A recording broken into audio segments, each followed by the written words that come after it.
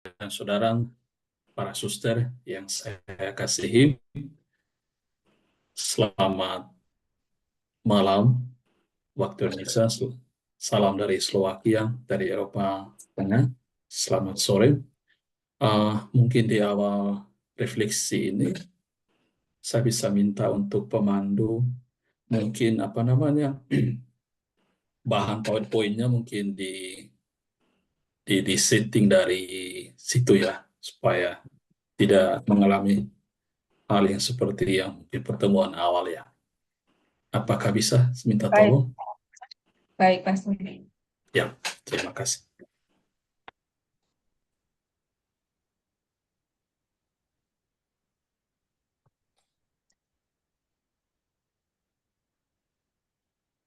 Baik, mungkin bahannya sudah di-share ya. Sudah. Oh ya, baik. Para suster, Bapak, Ibu, Saudari dan Saudara yang saya kasihi dalam Kristus, tema kita hari ini, Marta dan Maria, Plan B dalam hidup, sebuah refleksi.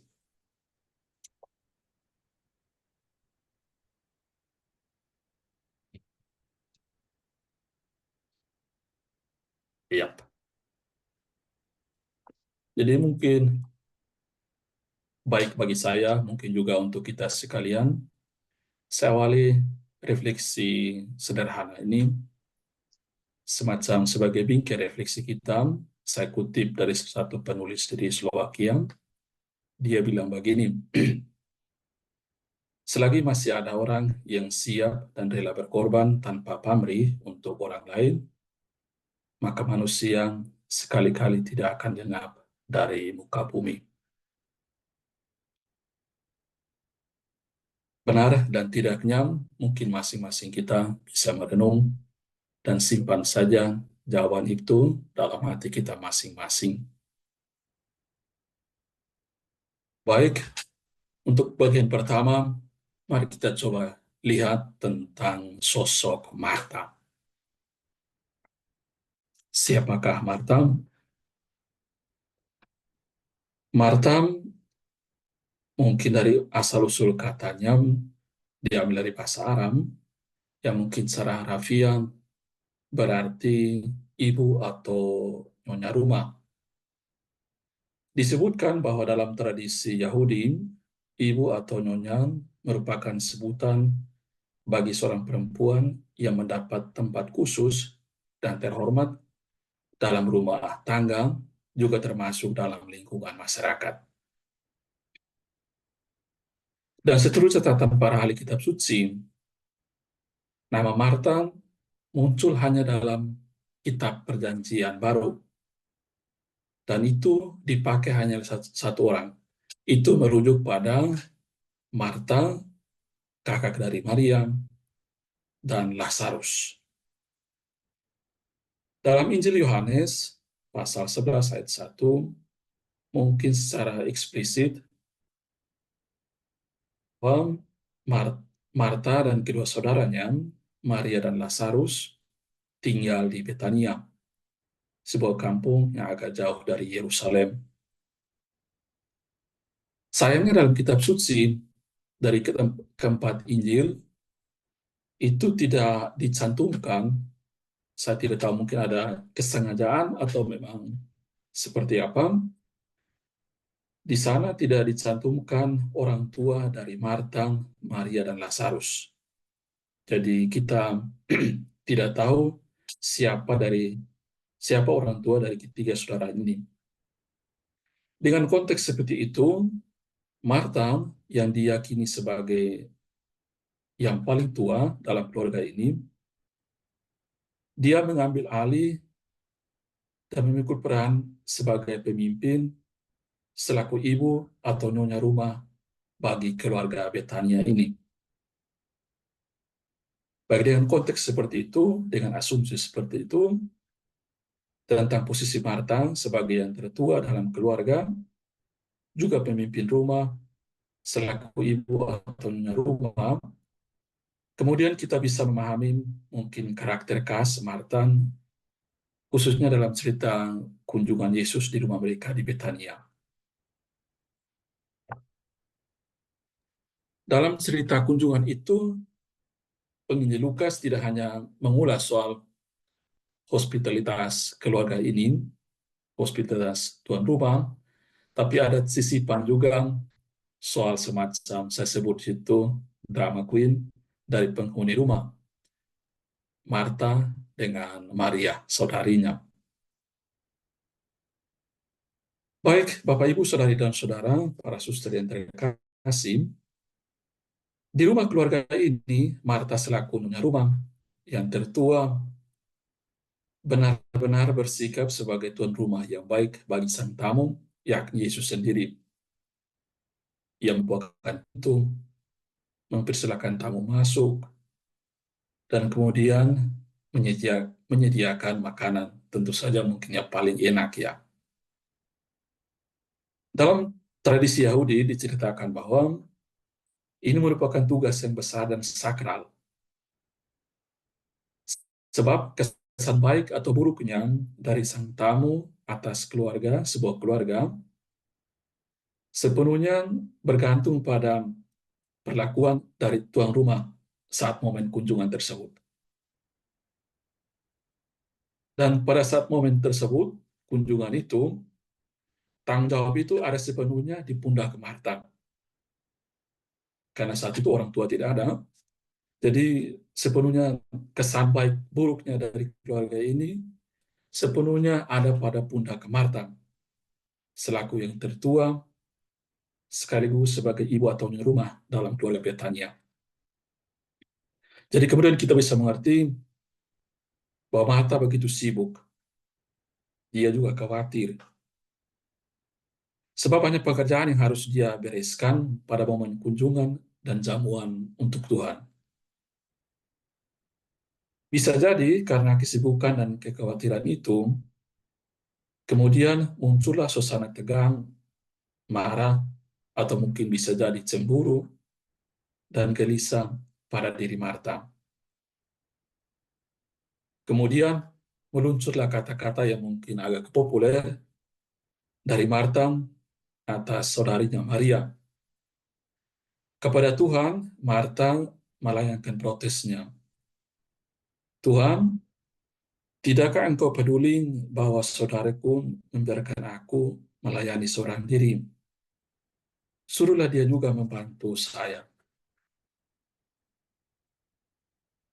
Bisa jadi hati Marta kacau, banyak dibebani dengan pertanyaan besarnya, apakah pelayanannya cukup baik di mata Tuhan? Sebab tamu yang hadir di rumah mereka saat itu bukan tamu yang biasa, tamu istimewa, Yesus sendiri. Apapun itu, muti yang dialami oleh Marta, Maria, pada momen tersebut, berkat keterbukaan Marta, kita tahu apa yang Marta pikirkan tentang saudari perempuannya Maria. Baik, untuk sementara kita tinggalkan dulu Marta, kita sekarang beralih ke saudarinya Maria. Maria adalah nama yang mungkin asal-usul katanya diambil dari bahasa Ibrani, Miriam, atau dalam bahasa Mesir, Miriam. Dalam terjemahannya, Maria memiliki beberapa arti. Misalnya bintang laut, pahit, atau yang dikasihi Tuhan. Di antara sekian banyak arti nama tersebut, yang umum dipakai atau digunakan, yakni yang dikasihi Tuhan atau kekasih Tuhan. Kita tahu bahwa dalam kitab suci, nama Maria tidak hanya merujuk pada Maria dari Betania, saudarinya Marta dan Lazarus. Itu disebutkan bahwa nama Maria bahkan jauh sebelum Perjanjian Baru, dalam Perjanjian Lama sudah disebutkan. Dan nama itu merujuk kepada saudara perempuan Musa. Mungkin kita bisa lihat di kitab Keluaran. Dalam kitab suci Perjanjian Baru, nama Maria bahkan jauh lebih banyak dipakai dengan penamaan yang sangat bervariasi.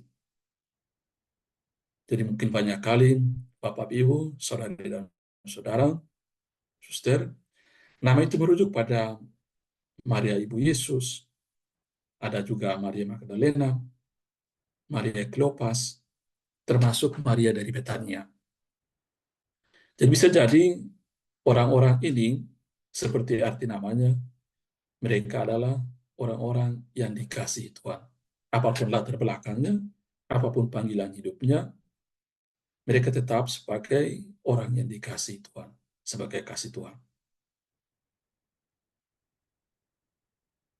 Sayangnya, soal Maria sendiri dari Betania, saudarinya Marta dan Lazarus, khususnya pada kisah pengurapan atas Yesus, masih terjadi perdebatan di antara para ahli siapakah sosok sebenarnya dalam kisah tersebut. Separuh ahli menyebut bahwa pelaku dalam pengurapan atas Yesus itu sebelum peristiwa Golgota, itu mereka sebut Maria Magdalena, karena dalam banyak term dipakai sebagai perempuan berdosa. Dan perempuan berdosa ini selalu merujuk pada Maria Magdalena yang mungkin dalam cerita kitab suci, kalau kita ingat, itu mereka dibawa oleh para ahli Farisi, orang-orang tua, ke hadapan Yesus untuk dihakimi. Dan separuh ahli berpendapat bahwa sosok perempuan dalam tulisan para penginjil, misalnya Matius, Markus, atau Yohanes, itu bukan Maria Magdalena, tetapi menunjuk pada Maria dari Betania, saudari Marta dan Lazarus. Baik Bapak Ibu, saudari dan saudara, suster yang terkasih, mari kita lihat mungkin secara lebih spesifik. Maria, sosok Maria dalam kisah pertama, Maria dalam kisah kunjungan Yesus ke Betania, ke rumah Marta dan Maria. Dalam kisah itu, kita mengenal Maria sebagai sosok yang apatis pada saudaranya Marta, atau yang antusias atas kehadiran Yesus. Ceritanya begini, dalam kunjungan itu, Maria tampaknya tidak membantu saudarinya, Marta. Ia abai dengan kesibukan dan kelitihan saudari tertuanya. Maria lebih memilih untuk mengambil sikap sebagai seorang murid dan siap sedia mendengarkannya. Dalam cerita kitab suci, khususnya mungkin para ahli kitab suci, tentang sikap dan pilihan Maria itu semacam pilihan umum untuk para murid, tidak hanya perempuan, tapi para murid di tradisi Yahudi, bahwa pilihan yang paling bagus dari seorang murid adalah duduk dan mendengarkan gurunya saat berbicara. Mungkin saat guru berbicara, pilihan paling bagus dari seorang murid adalah meninggalkan kesibukannya, kemudian duduk dekat sang guru dan mendengarkan apa yang disampaikan sang guru saat berbicara. Jadi mungkin pilihan Maria itu, ia tidak ingin melewatkan kesempatan untuk duduk bersama Tuhan. Seolah Maria ingin bilang, sesungguhnya Tuhan sekarang ada di sini, ada bersama saya di rumah ini. Karena itu, kita kemudian dengar Tuhan bilang kepada Marta, Maria telah memilih bagian yang terbaik yang tidak akan diambil daripadanya. Baik, kita bergeser ke bagian kedua. Sosok Maria dalam kisah Yesus membangkitkan saudaranya Lazarus. Dalam kisah ini, sosok Maria kita kenal sebagai Maria yang kecewa atau Maria yang sentimental. Ceritanya begini, Yesus, sahabat dekat Lazarus, juga Maria dan Marta, dengan segala mujizat yang telah dibuat, tapi masih terlambat melewati Lazarus. Yesus baru muncul kemudian dalam Tuhan 4 hari pasca penguburan Lazarus. Dan itu buat Maria kecewa. Yesus bisa buat apa saja, masuk bangkitkan orang mati. Tetapi sahabat dekatnya sendiri, Lazarus, dia tidak bisa buat apa-apa. Di mana letak dan posisi seorang sahabat untuk Lazarus? Dan alasan itu Maria kecewa. Karena itu Maria kemudian bilang ke Tuhan saat Tuhan datang, Tuhan, jika engkau tinggal di sini, saudaraku tidak akan mati. Para penulis Injil kemudian menulis bahwa Maria akhirnya menangis. Karena melihat Maria menangis dan semua yang datang bersamanya, yang melewati saudaranya Lazarus, Yesus terharu ya. Kemudian setelah ditunjukkan tempat di mana sahabatnya Lazarus dibaringkan, penulis kitab suci juga bilang saat itu Yesus juga menangis. Dari keseluruhan rentetan peristiwa itu, Marta kemudian mengerti, memahami disposisi batin sahabat dan Tuhannya, Yesus sendiri. Baik, jadi petikan kalimat yang populer pada peristiwa ini, Tuhan, jika engkau tinggal di sini, saudaraku tidak akan mati. Dan mungkin rasa kecewa sentimental cukup kuat pada peristiwa ini. Kita sekarang ke bagian ketiga, Maria dalam kisah pengurapan atas Yesus. Maria misterius atau Maria yang intuitif. Ceritanya bahwa beberapa hari sebelum kematian Yesus, pada peristiwa Golgota, terjadi momen pengurapan itu. Seturut catatan penginjil Matius, Markus, dan Yohanes, peristiwa pengurapan itu terjadi di Betania, di Israel Selatan, dan di rumah Simon si Kusta. Dalam cerita ketiga Injil di atas, Matius, Markus, dan Yohanes, perempuan yang mengurapi Yesus adalah Maria, saudari Marta dan Lazarus. Hanya di bagian lain, khususnya di Injil Lukas,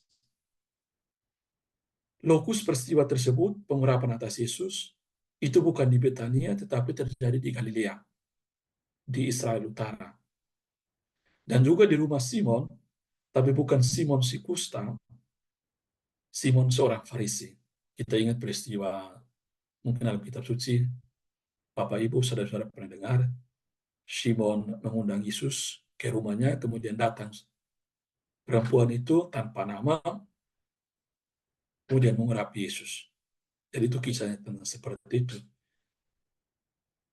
Dalam cerita penginjil Lukas itu, perempuan yang mengurapi Yesus diidentifikasi sebagai seorang perempuan berdosa tanpa nama.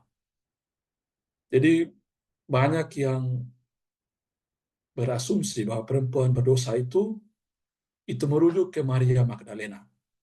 Sayangnya, penginjil Lukas tidak menyebut nama secara spesifik. Maria Magdalena atau Maria yang mana.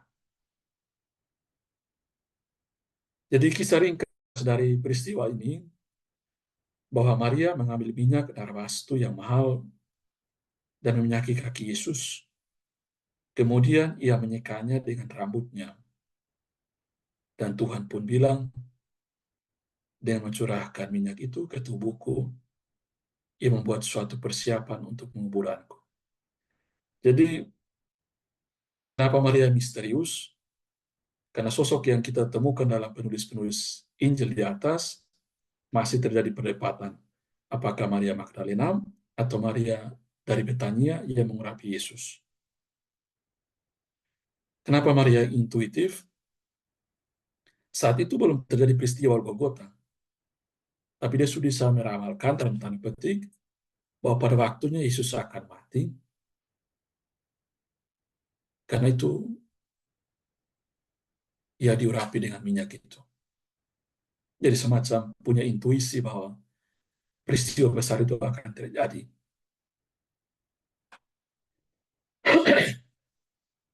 Baik Bapak Ibu saudari-saudari yang terkasih dalam Kristus, setelah melihat rangkaian ulasan dari awal tentang sosok, karakter, sifat dalam peristiwa-peristiwa di atas, mungkin pertanyaan untuk kita semua,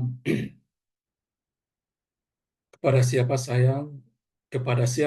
saya mengidentifikasikan diri? Maksudnya mungkin karakter saya, sifat saya, cocok dengan cocok dengan pribadi yang mana? Maria atau Marta? Kalau boleh memilih, ini mungkin soal baik atau buruk tidak, siapa yang harus saya pilih? Maria atau Marta? Baik, untuk jawaban dari pertanyaan-pertanyaan ini, simpan saja. Sekarang kita masuk ke bagian yang ketiga, plan B dalam hidup.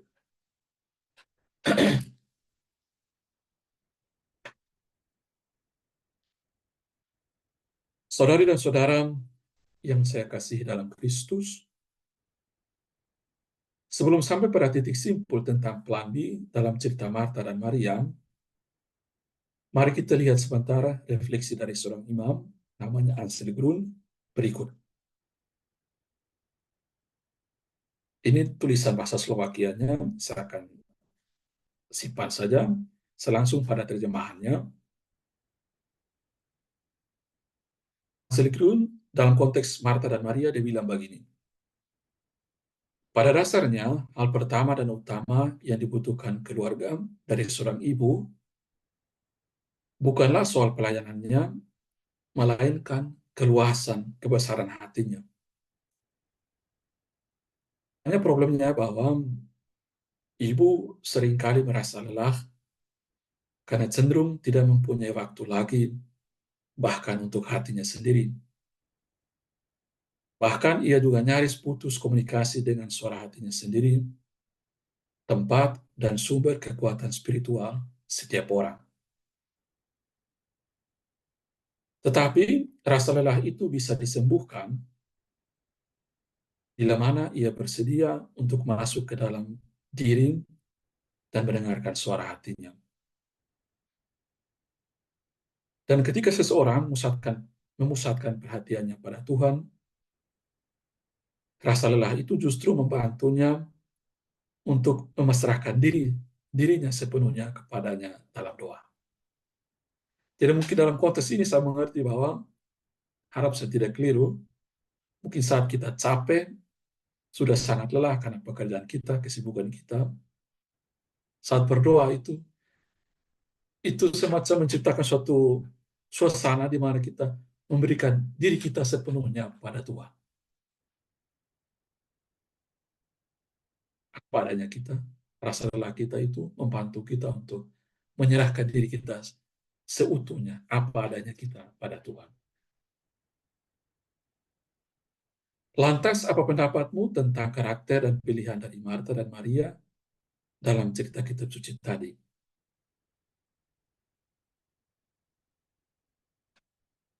Lebih mungkin dalam sejauh pemahaman saya, secara sederhana dimengerti sebagai rencana cadangan yang siap dan bisa dipakai kapan saja bila mana rencana pertama buntu atau gagal. Dengan rumusan ini, kita kemudian bisa bersimpul, setidaknya saya, mungkin agak tanggung bahwa Marta tampaknya tidak ingin dengan cara Maria, yakni kusuk duduk dan mendengarkan Tuhan bicara.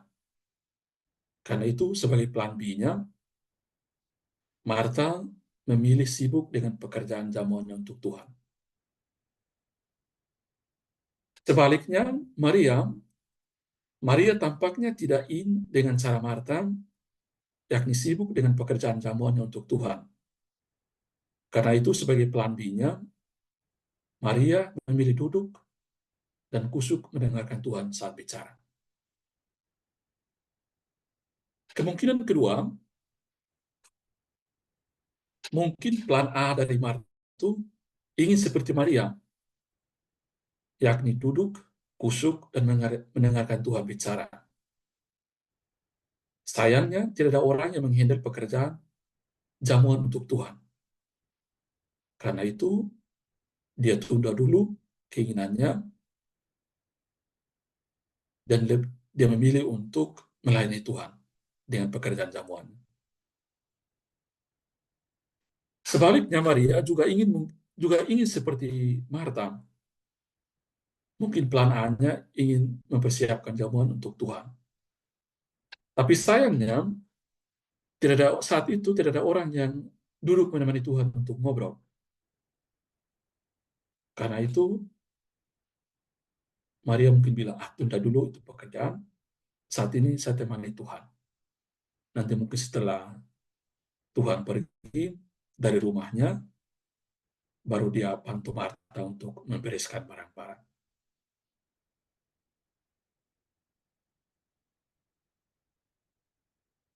Lalu apakah cara dan pilihan Marta dimengerti sebagai plan A, dan Maria dipahami sebagai plan B dalam konteks ini? Untuk pertanyaan di atas, seorang imam asal Polandia, Christoph Wons, bilang begini, gereja seperti padang rumput musim panas. Ia mekar karena ratusan dan ribuan bunga bermekaran, dan mereka menciptakan suatu keseluruhan yang indah. Mungkin dengan pikiran seperti ini, kemudian kita bisa bilang begini, bahwa cerita tentang Marta dan Maria adalah cerita tentang bagaimana seseorang berinteraksi dengan Tuhannya. Adalah cerita tentang model dan dengan cara mana seorang beriman bisa lebih intens berrelasi atau membangun relasinya dengan Tuhannya sendiri.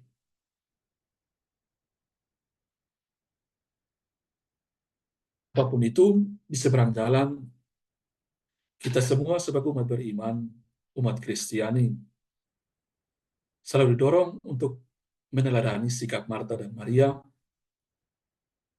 orang-orang yang bersemangat dalam kerja dan pelayanan, juga orang-orang yang mau juga menghabiskan waktu dan duduk bersama dan berdialog dengan Tuhan.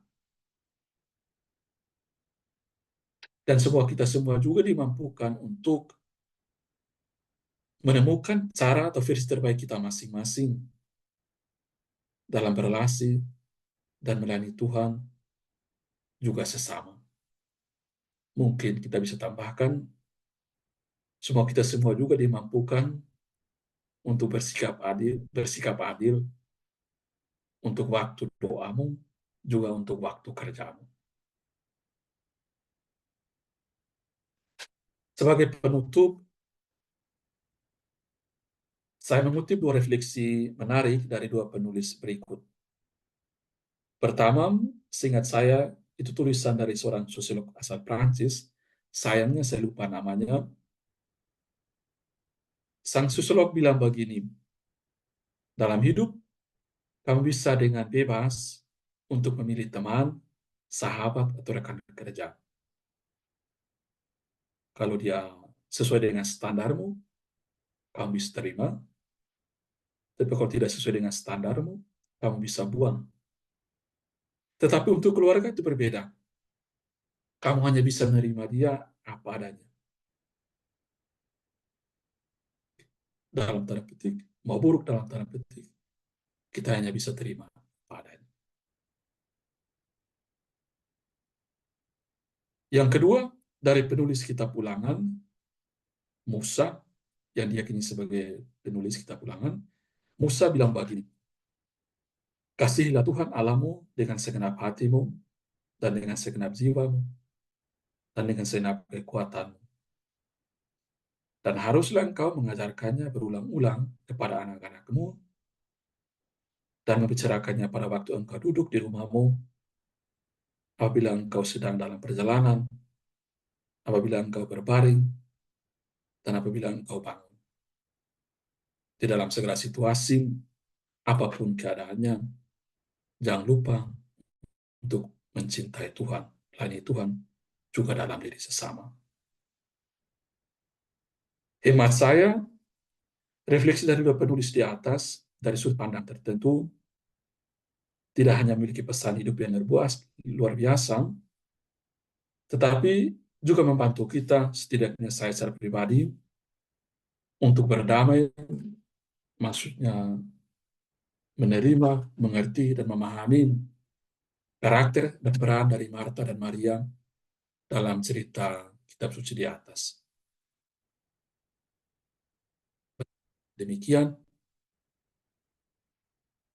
semoga Tuhan senantiasa membantu dan memberikan rahmat-Nya untuk kita sekalian. Terima kasih.